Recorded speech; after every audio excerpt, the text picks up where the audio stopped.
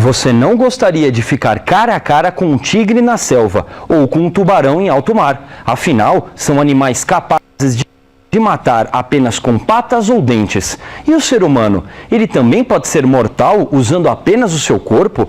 É o que a gente vai tentar descobrir nessa próxima matéria. O Doutor Curioso treinou bastante para ajudar a nossa equipe. Olha lá.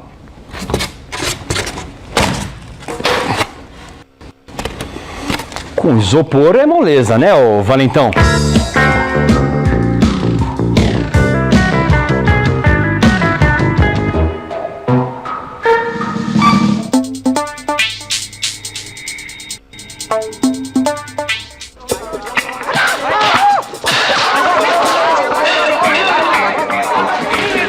Filmes de lutas fazem sucesso há anos. Quem nunca assistiu a uma cena de Jean-Claude Van Damme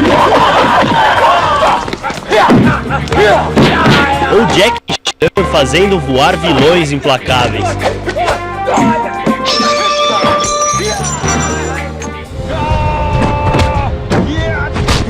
Mas será que na vida real alguém conseguiria aplicar golpes tão eficazes?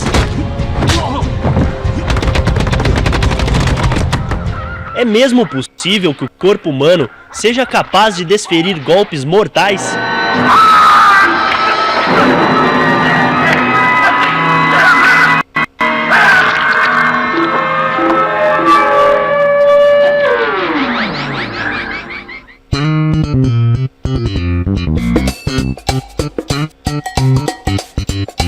Para desvendarmos os mistérios que cercam o corpo humano, nossa reportagem foi atrás de algumas explicações para essas perguntas. O homem sempre usou ferramentas para se defender.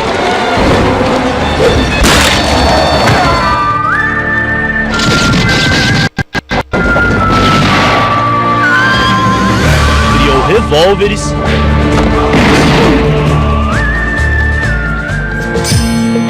espadas,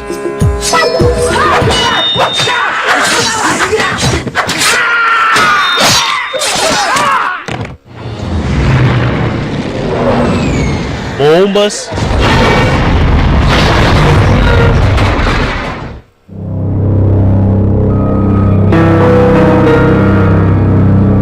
diferente dos demais animais, que podem ser mortais usando apenas o corpo. Seria fácil descrevermos aqui inúmeras técnicas que os animais usam para enfrentar seus adversários. Muitos conseguem ser mortais usando os dentes, os tentáculos, chifres e patas, por exemplo. Mas e o homem? Ele também tem uma estrutura capaz de matar seus adversários somente com o próprio corpo?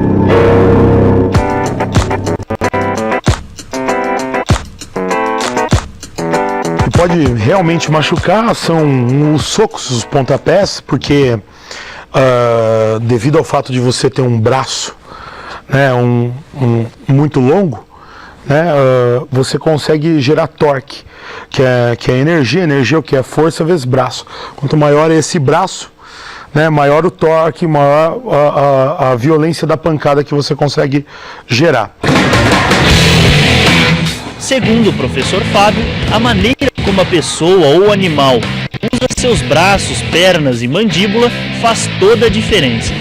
Para isso, o homem conseguiu desenvolver técnicas de luta a fim de usar ao máximo o potencial do seu corpo. As artes orientais se tornaram famosas no século XX com Bruce Lee, talvez o maior expoente das artes marciais no cinema. Para conhecermos o poder do nosso corpo, nada melhor do que entender como, afinal, um homem de apenas 1,70 m conseguia subjugar adversários extremamente fortes.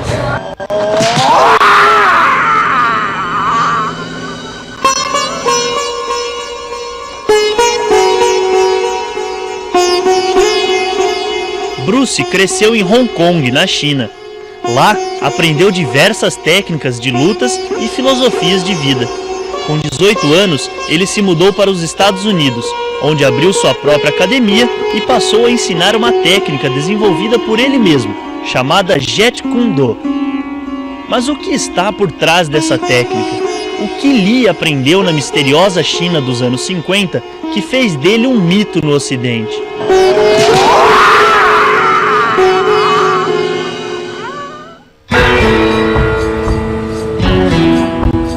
Nossa equipe buscou alguém que pudesse nos desvendar esse mistério e entrou em contato com uma das mais mortais artes marciais que o homem já criou, o Wing Chun.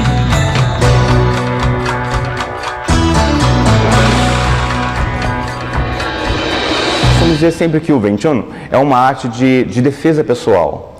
Porque uma técnica assim, ela não visa eu bater em você, eu te machucar. Mas visa eu me defender. Você vai se machucar porque você quer me bater.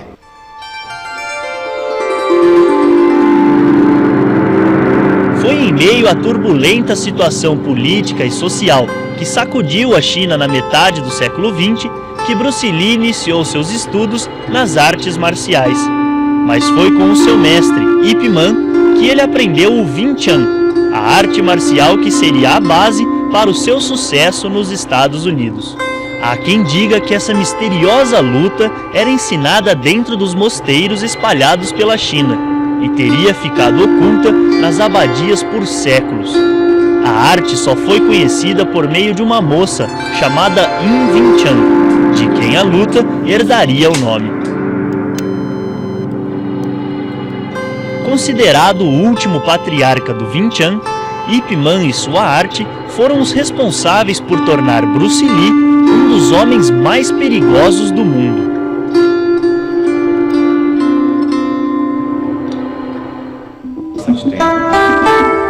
Mestre Florentino já foi policial militar e hoje ensina Wing Chun em São Miguel Paulista, na zona leste de São Paulo.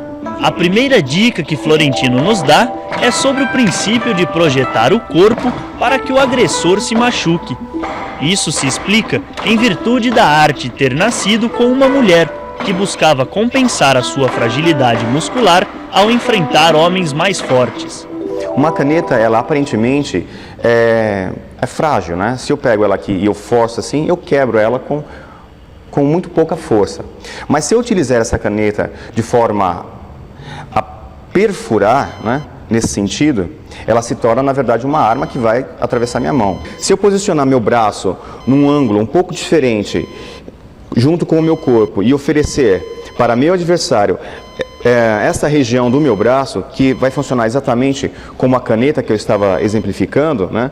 Receber de frente, então o que vai receber o golpe, na verdade, não vai ser essa parte frágil, mas sim a parte forte. E essa parte forte vai funcionar exatamente contundente como a caneta. E aqui se tornou uma arma. Por quê? Quanto mais forte a pessoa me atacar, mais ela vai se machucar. O Wing Chun ensina que para fazer o agressor se machucar é necessário uma base forte, ou seja, uma postura de pernas, troncos e braços, de tal forma que os golpes vindos em nossa direção não sejam tão eficazes.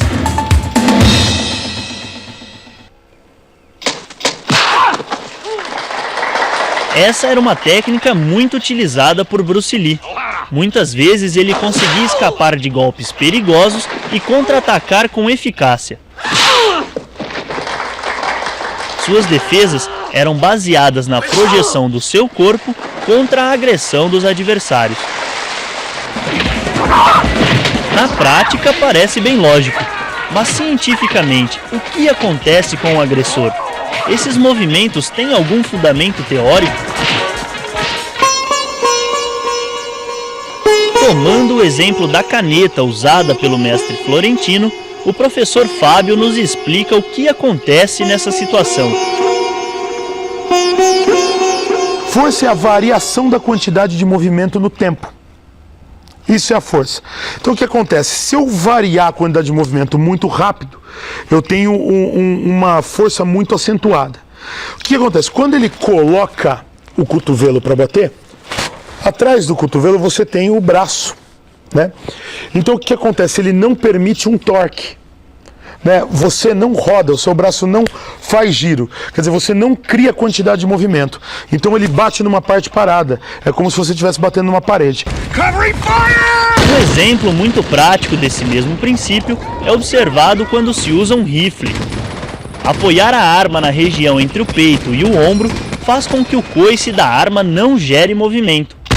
Quando levamos a velocidade a zero, a força cai a zero e o impacto sentido é menor. Potência é o quê? É trabalho, né? A variação trabalho sobre o tempo. Mas o trabalho é o quê? É energia, né? Então a energia, né, de uma pancada, quanto maior é o braço, né, você precisa de menos força para atingir essa mesma energia. Se você mantiver a quantidade a força inicial do impacto, quanto maior é o braço, quanto maior é o membro, com mais intensidade vai sair esse golpe. Aqui está a explicação para a potência do soco de um gorila. Ele tem o braço longo e consegue gerar mais movimento.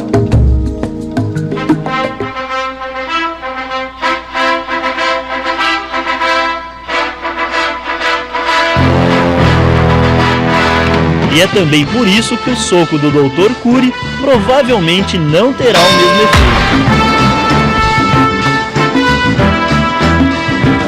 As comparações exatas entre as potências e forças de animais e homens são praticamente impossíveis de serem calculadas. Para você ter a noção da força do seu soco, do seu chute, né, o que não vai ser possível por causa do seu mecanismo de defesa, é você socar com toda a força ou que você tem, ou chutar com toda a força que você tem uma parede.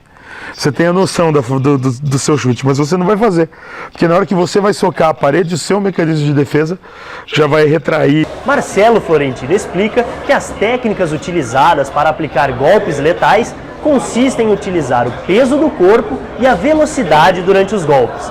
Essas teorias, utilizadas há séculos nas artes marciais, têm um fundamento científico. Então, você dá um soco somente com o braço, né, deixando o quadril estático, né, deixando o tronco estático, né, você tem uma certa força. Como eu falei, o que é força? Força é a variação da quantidade de movimento no tempo. O que é quantidade de movimento? A quantidade de movimento é massa vezes velocidade. Então o que é força? Força é pegar uma massa, variar no tempo, e quanto, né, mais rápido for essa massa, mais forte, mais intenso. O soco rápido é muito mais eficiente que o soco lento, em que se empurra o adversário.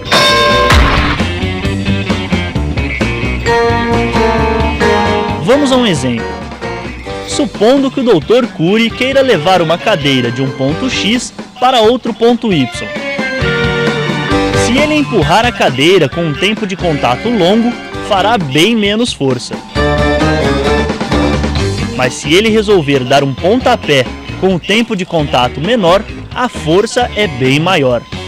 Dessa maneira, o impacto sofrido pela cadeira é bem diferente nas duas situações. Um soco rápido é muito melhor do que um soco lento que você empurra. Por quê? Porque quando você dá um soco e empurra, né, você amorteceu a queda e você faz um movimento contínuo. Quando você bate e tira a agressão, né, faz vibrar cadeias moleculares da região que você atingiu. Nós temos partes do nosso corpo que nós podemos utilizar, e eu vou apresentar, que apesar de ser sensível, também pode ser altamente letal.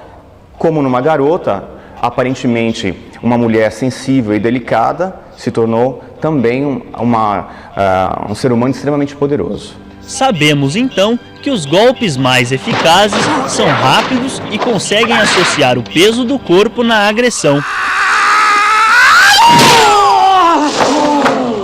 Mas a nossa pergunta ainda não foi respondida. O homem é capaz de matar só com o seu corpo? O que é uma região frágil mesmo, para defesa, assim, que a gente vê de muito frágil mesmo, é essa parte aqui da nuca, né?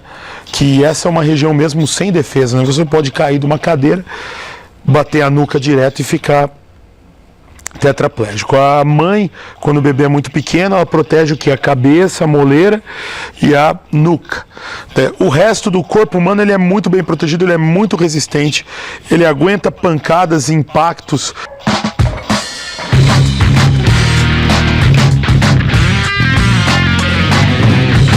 Apesar de o homem ter inventado muitas ferramentas, como rifles e bombas, ele também tem estrutura para matar.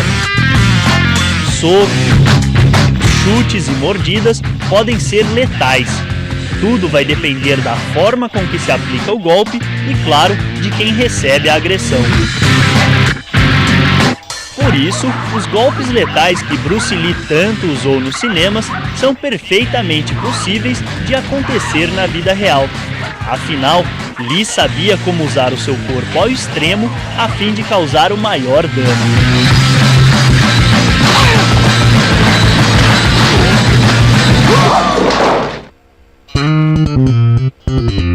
É até possível que o Dr. Curi consiga sobreviver enfrentando um animal somente com o seu corpo.